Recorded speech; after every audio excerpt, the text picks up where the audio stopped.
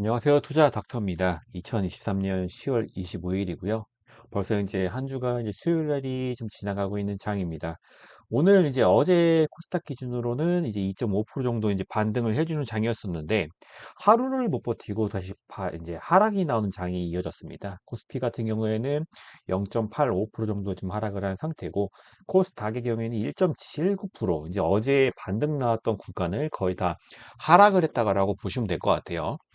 일단 지수가 좋지 않았던 거는 이제 뭐 여러 가지 이유가 있다기보다 어제 이제 개인 매수세가 굉장히 강했었죠. 개인 매수세로 지수가 이제 반등이 나왔던 건데 일단 보통은 기관이랑 외국인 자금이 들어오면서 반등이 나와야 지수가 돌려줬다라고 보시는 게 좋아요. 개인들 자체가 이제 뭉치기가 쉽지 않죠. 그러니까 예를 들어서 기관 같은 경우에는 어떤 기관 하나에 돈이 뭐 몇천억씩 한 번에 들어갔다 나갔다가 할 수가 있는 건데 개인들 같은 경우에는 이제 돈이 하나가 뭉치기가 쉽지 않죠. 뭉치기가 쉽지 않은 상태이기 때문에 이런 거 보셨을 때 개인 자금으로 자금이 올라 주식도 마찬가지인데 개인이 끌어올린 주식은 이제 빠져나가기도 쉽다라고 보시면 됩니다. 그래서 실제로 어제 지수가 올렸던 개인 매수가 강했지만 오늘 이어지진 못했던 것 같아요. 지수 자체가. 또 우리 개인적으로도 악재가 있었는데 오늘 이제 비구이 위한 이제 아까 좀 전에 뉴스가 나왔었는데 채권 디폴트 공식 선언이 나왔습니다. 이게 지금 중요한 건 뭐냐면은 이제 블룸버그 통신에 따르면은 이제 스타 홍콩 시티 인터내셔널 비구아 콜렛 달러 채권 이제 보유자들에게 이걸 보면서 디폴트 구성국에 통지를 했습니다. 이게 어떻게 채권이라는 게 조금 악재로 작용할 수가 있기 때문에 이것 때문에 또 지수가 좀 안 좋아질 수 있을 것 같아요. 장 막판에 좀 하락한 느낌도 아마 이게 3시 넘어서 이제 뉴스가 나오다 보니까 좀 이렇게 움직였던 것 같은데 일단 시장에 좋은 뉴스가 지금 많이 없는 것 같아요. 다 끝났다라고 생각하면은 어디선가 또 악재가 나오고 악재가 나오고 지금 이스라엘 전쟁도 나올까 말까 나올지 아무도 예상을 못했겠죠. 근데 갑자기 이제 거기 전쟁이 시작을 되고 나서 이제 이스라엘도 이제 인질들이 잡혀가서 희생자들이 있다 보니까 이대로 절대 못 끝낸다 이런 식으로 스탠스가 나오다 보니까 현재 하락하는 장이 이어지고 있는 것 같습니다. 그래서 전쟁도 안 끝나고 아마 전쟁이 또 발생을 했기 때문에 이제 중동 국가의 경우에는 이제 원유가 이제 잡혀 있죠. 원유가 다 들어가 있기 때문에 또 원유가 오르면 또 물가가 상승하고 미국 금리가 또 한 번은 정도 더 올릴 거라 생각하고 있는데 뭐 두 번, 세 번 6% 이상까지도 갈 수 있다라고 이제 악재로 이제 공포감이 이제 형성이 되다 보니까 지수 자체가 이제 않는 장으로 이어지고 있습니다. 그래서 이런 거 좀 생각하시면 좋을 것 같고요. 이제 어제 했던 것 중에서 이제 YTN 좀 이어졌던 것 같아요. YTN 같은 경우에 이제 바닥에서 이제 지난 월요일이죠. 월요일부터 락 이후에 좀 슈팅이 나오고 이날 상한가였는데 상한가가 나고 오늘 이제 슈팅이 나왔어요. 23%까지 슈팅 나온 다음에 다시 하락이 나왔습니다. 그러니까 제가 말씀드렸던 것처럼 여기 갭 상승이 나왔었기 때문에 다음날 이제 상한가 강하게 갔고 다음날 슈팅이 나왔죠. 슈팅이 나와서 위에서 돌고 있었지만은 제가 YTN 처음 말씀드렸던 건 뭐냐면은 얘가 어, 유진 기업에서 이제 투자를 하지만 그 이후로 어차피 뉴스 나올 게 없다. 추가적으로 뉴스가 있어야 주식이 가는데 없다라고 말씀드렸죠. 그러다 보니까 차익 실현 매물이 좀 굉장히 좀 많이 나왔습니다. 그래서 오늘 장중에 23%였다가 저가 기준으로 2%면은 이제 고점 기준으로 한 마이너스 20% 정도가 이제 빠진 장이었죠. 그래서 시초가 대비해서도 그냥 여기 상승을 거의 안 했죠. 상승 안 하고 쭉 빠졌다 생각하시면 돼요. 아마 시초로 사신 분들도 있으실 수 있어요. 막 연상 가는 거 아니냐라고 생각하셔가지고 좀 들어가신 분들도 있으실 수 있는데 이걸로 좀 피해를 보지 않으셨나라는 생각이 들고요. 그리고 이제 뭐 비트코인 같은 경우에도 이제 추가적인 움직임이 없다 보니까 아마 지금 어제 이제 선물 기준으로 13%까지 상승이 나왔다가 지금 이제 계속 횡보 중에 있거든요. 그렇기 때문에 오늘은 추가적 상승이 안 나왔는데 일단은 이거는 지켜봐야 돼요. 비트코인에 따라서 움직이는 주식들이다 보니까 이거 비트코인이 더 가면 갈 수 있는데 아까 찌라시성 뉴스긴 했는데 현물 ETF에서 비트코인 했다는 게 이제 아니다라는 뉴스가 나올 수도 있다 그래요. 그 찌라시성이라서 100%는 아닌데 이렇게 됐을 때 이런 우리 기술 투자, 다날, 위지트 이런 종목들이 한번 하락이 나와줄 수 있습니다. 근데 이제 다시 말하지만 찌라시성이기 때문에 뭐 이게 진실이 아니고 비트코인이 정말로 현물 ETF에 들어간다. 그러면은 다시 반등이 나와줄 수 있겠죠.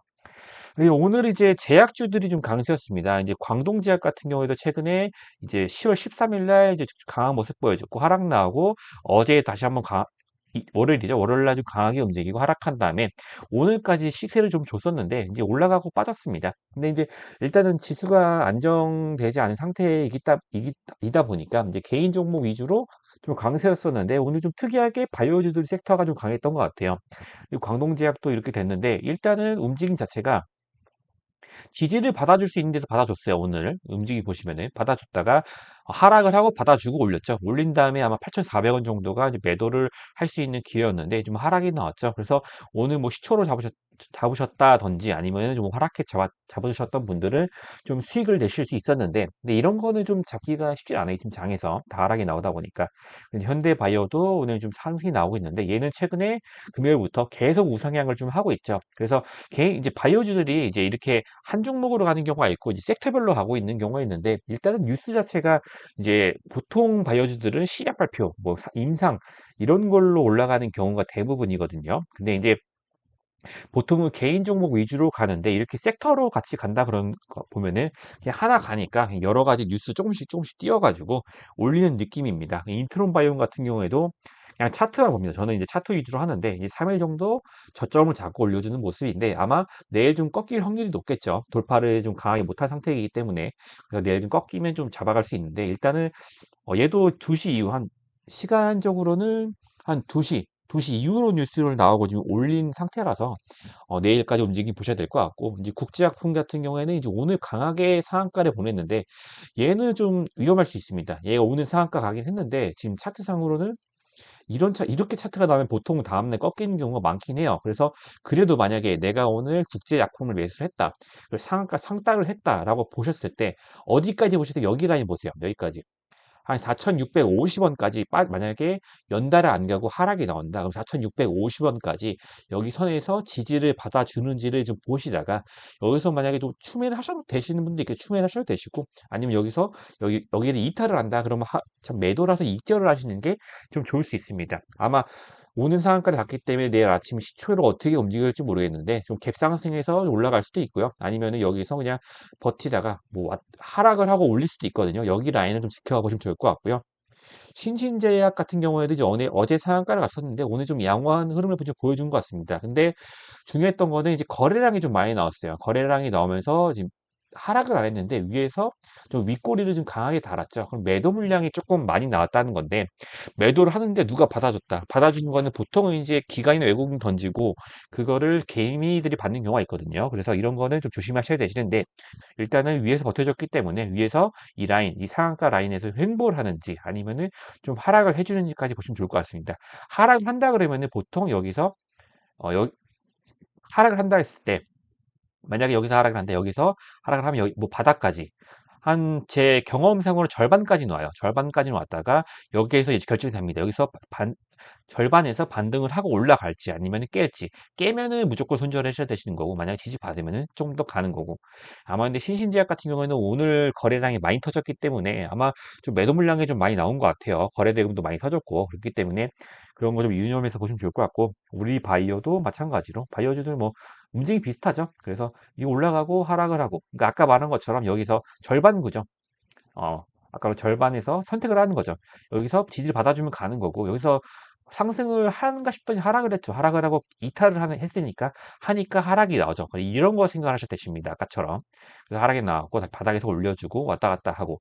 여기 제 경험상으로 바이오주들은 그런 것 같아요. 여기 상한가, 장대 양봉 중간에서, 중간 정도 라인에서 좀 한번 움직임을 줍니다. 그래서 선택을 하게 하죠. 여기서 받고 올릴지 아니면 하락을 줄지. 하락이 나오면 손절을 하시는 게 낫다라고 보시면 될 것 같습니다. 위더스 제약도 마찬가지고 뭐 같은 경우 주식 네이버에다 검색을 해보셔도 아시니까 제가 왜 이 종목이 왜 갖고까지는 굳이 뭐 시간이 없으니까 이렇게 생략을 좀 하는데 이런 걸 좀 봐주시면서 보시면 좋을 것 같아요. 농후바이오도 좀 강세였는데 이런 것도 좀 안 좋죠. 이런 차트 자체가 이런 건 좀 안 좋은 차트이기 때문에 접근하지 마시고 오늘 그냥 이런 바이오주식 강세 가면서 이런 농후바이오라는 회사도 있었구나 라고 좀 보시면 좋을 것 같습니다. 그리고 이제 오늘 포스코홀딩스나 이제 포스코 퓨처엠, 이제 특히 퓨처엠이죠. 퓨처엠 같은 경우에도 하락이 나오는데 오늘 실적 발표가 있었습니다. 실적 발표 나왔는데 좀 안 좋게 나왔죠. 그래서 그 매출 최대도 영업이익이 반토막이 났죠. 이제 매출 얘기랑 영업이익이 뭐 다 대부분 아실 것 같은데, 매출은 이 회사에서 그냥 돈을 얼마나 벌었냐, 이게 이제 매출액이고, 영업이익은 매출액에서 이제 비용 같은 거, 여기서 뭐 마케팅 비용이 있을 수도 있고, 아니면 뭐 회사 직원들 비용 자체가 있을 수도 있겠죠. 그런 거 다 제외를 하고, 순수하게 포스코 퓨처 M이라는 회사에서 벌었던 돈, 그게 이제 영업이익인데, 영업이익이 반토막이 났습니다. 그렇다는 거는 이제 뭐 비출이 많았을 수도 있고, 매출액이 많았는데, 뭐 추가적으로 뭐 비용 자체가 많이 발생했다, 뭐 투자금이 발생했다, 이렇게 볼 수도 있겠죠. 그래서 영업이익이 반토막 나오다 보니까 이제 하락을 했는데, 뭐 삼성전자 같은 게 지난번에 이제 1분기였나요? 그때 실적이 굉장히 영업이익이 굉장히 높게 나왔는데도 안 좋게 나왔는데도 뭐 그때 6% 7% 갔던 기억이 있는데, 이런 것처럼 퓨처엠도 뭐 영업이익이 안 나와도 올라갈 수 있었죠. 왜냐면은 그 바닥권에 있기 때문에, 이 주식 자체가 사실은 뭐 오늘 그냥 오늘 기준, 이 빠지기 전에 봤을 때 자리 자체는 뭐 그렇게 나쁘진 않은 자리였고, 왜냐면 너무 저점이었기 때문에. 근데 그것도 이탈을 하면서 지수가 안 좋다 보니까 27만 4천 원까지 좀 빠지는 모습 보여줬습니다. 그래서 얘가 빠져서 뭐 내일까지 빠질 수도 있겠고, 보통 이제 얘가 어쨌든 좀 크기 때문에, 코스피 종목 그 중에서도 좀 큰 편이기 때문에 지수를 따라갈 수밖에 없어요. 그래서 포스코 피처엠도 좀 하락을 했지만, 좀 지수가 반등이 나왔을 때 어쨌든 좀 박앤세이라는 구간이 될 수도 있겠고, 포스코홀딩스도 마찬가지로 피처엠이 안 좋게 나오다 보니까 좀 안 좋게 빠졌고요. 그리고 이제 LG 에너지 솔루션도 좀 굉장히 하락이 많이 나오고 있습니다. 그래서 이게 상장 이후에 그래도 이제 그 배터리, 한국 배터리를 좀 이끌어갈 수 있다라고 했던 주식인데, 일단 굉장히 좀 하락이 나오고 있고, 상장 이후에 거의 뭐 상장했던 첫날까지 내려왔던 것 같아요. 지금 이탈을 하면서까지 좀 내려오고 있고, 이제 오늘 여기 어제 이탈을 했죠. 좀 받아주는가 싶더니 좀 하락을 했는데, 좀 더 어디까지 좀 하락이 나오든지. 그래서 이런 종목들을 오히려 뭐 회사 자체가 나쁜 건 아니기 때문에 하락을 하고 지지받는 구간에서 다시 한번 반등이 나와줬을 때 조금 좋을 수 있거든요. 그래서 만약에 내가 장기 투자를 좀 하고 싶다, 그래도 이제 뭐 2차전지가 좋은데 이런 거 보고 싶다 했을 때, 얘가 지지받아줄 때 지금 굉장히 좀 좋죠, 자리가. 그래서 부담이 없는 자리이기 때문에, 이거 만약에 하락이 한 번 더 나온다 그러면은 여기까지 볼 수 있습니다. 한 37만 원까지도 내려올 수 있는데, 일단 그 전에 올려주는지 아니면 더 하락이 나와서 여기 구간까지 오는지를 좀 봐주시면 좋을 것 같습니다. 그 포스코 DX도 이제 코스피로 이제 우회 상장 한다는 뉴스는 있는데, 아직은 뭐 지수가 안 좋다 보니까 좀 하락이 나왔는데, 뭐 여기서 이제 내일 결판이 나겠죠. 내일 이제 움직임 보고, 여기 이제 장기 이평선까지 내려왔는데 여기를 지지받고 올라와 주는지 아니면 하락을 하는지까지 보시면 좋을 것 같습니다.